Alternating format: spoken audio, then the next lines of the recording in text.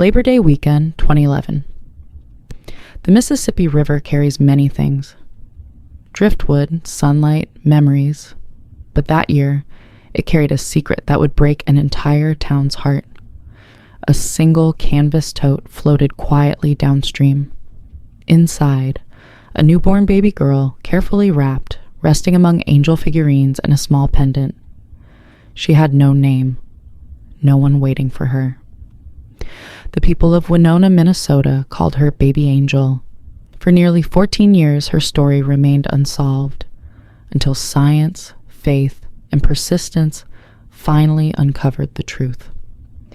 Nestled between limestone bluffs and the Mississippi's slow current, Winona in 2011 was a peaceful Midwestern town, the kind of place where neighbors waved, doors stayed unlocked, and tragedy felt like something that happened somewhere else. But on that Labor Day weekend, the river changed everything. That night, Winona's local newscast brought the unthinkable into living rooms across Minnesota. And as the years passed, the mystery of Baby Angel became more than a case file. It became a symbol of collective heartbreak and hope.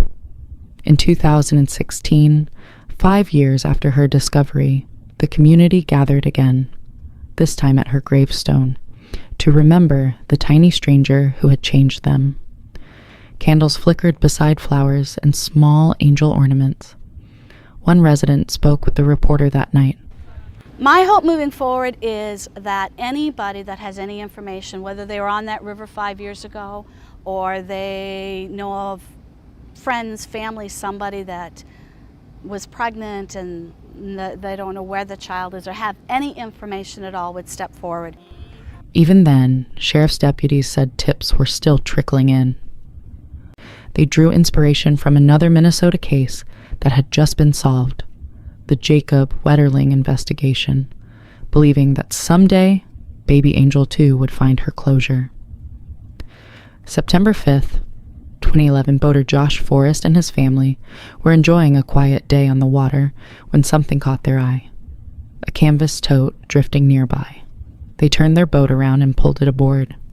When they opened it, their lives changed forever. Inside was a fully formed baby girl. She had been born within 2 days, her umbilical cord still attached and unclamped. She was wrapped in a green t-shirt, sealed inside 2 plastic garbage bags, and surrounded by incense sticks, a pendant marked with an eye symbol, and 3 porcelain angel figurines. The medical examiner confirmed she had been born alive.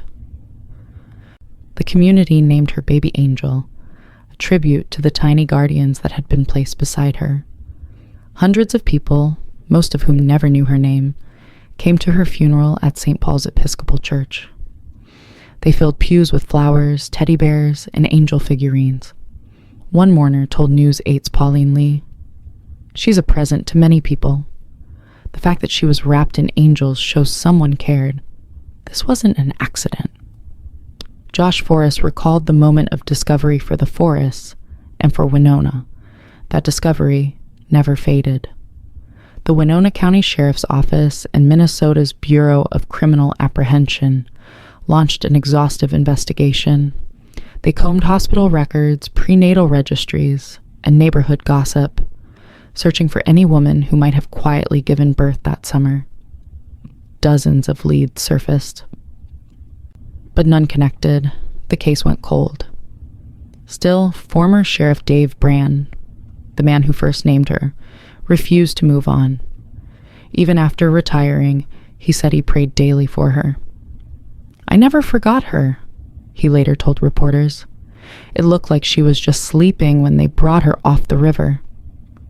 Years passed. 5, 10, 12. The grave-marked Baby Angel became a place of reflection, a promise that the town would never stop asking who she was. March 2023, after 12 years, a spark of hope. The Winona County Sheriff's Office partnered with the Firebird Forensics Group. Experts in forensic investigative genetic genealogy, their work had helped crack cases as infamous as the Golden State Killer. Using preserved DNA from Baby Angel, Firebird built a genetic family tree. Months of cross-checking finally pointed to one name. Jennifer Nicole Beckel, 43, living quietly in Winona. When investigators approached Beckel for a voluntary DNA swab, she hesitated, twice asking for time, then responding through a lawyer to direct all contact through counsel. Determined, detectives turned to a lawful trash pull. In her discarded garbage, they found a used feminine hygiene product. DNA testing by the Bureau of Criminal Apprehension revealed a strong likelihood. Baby Angel could be Beckel's child. A court-ordered swab soon confirmed it. Even the incense sticks found with Baby Angel carried traces of Beckel's DNA. Relatives later told investigators the pendant recovered with the infant belonged to Jennifer herself. They said she collected angel figurines, one gifted to her every Christmas. And that back in 2011, she had little contact with family, reportedly living out of a van in the Winona area. The autopsy told the rest. Baby Angel had suffered skull fractures while alive, leading to fatal brain hemorrhages. The report concluded, "This is not the type of injury that would occur during a medically assisted birth." After 13 years of silence, the truth had finally surfaced in April 2025. Jennifer Nicole Beckel was arrested and charged with 2 counts of second-degree manslaughter, accused of neglect and endangerment that caused her baby's death. Winona County Attorney Karen Sonneman told the press that while nothing could undo the pain, the charges represented a vital step toward accountability. Judge Nancy Beitendorp set bail at $200,000 without conditions. By June, prosecutors sought an aggravated sentence, citing the baby's vulnerability, Beckel's particular cruelty, and the trauma her actions inflicted on an entire community. Court filings also noted that Beckel had hidden the truth for more than 13 years, while Winona's residents held vigils, memorials, and annual ceremonies for a child they'd never met. Under Minnesota law, second-degree manslaughter carries up to 10 years in prison and a $20,000 fine. But aggravating factors could lead to a stiffer sentence if she's convicted. Through it all, the community never stopped visiting Baby Angel's resting place, bringing fresh flowers, small angels, and prayers. Sheriff Rongan Rude spoke for many when he said, "We never gave up. Every child deserves to be known and remembered, no matter how long it takes."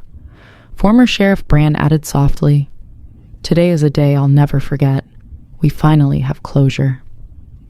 14 years after her body was found drifting downstream, Baby Angel's story reached its end.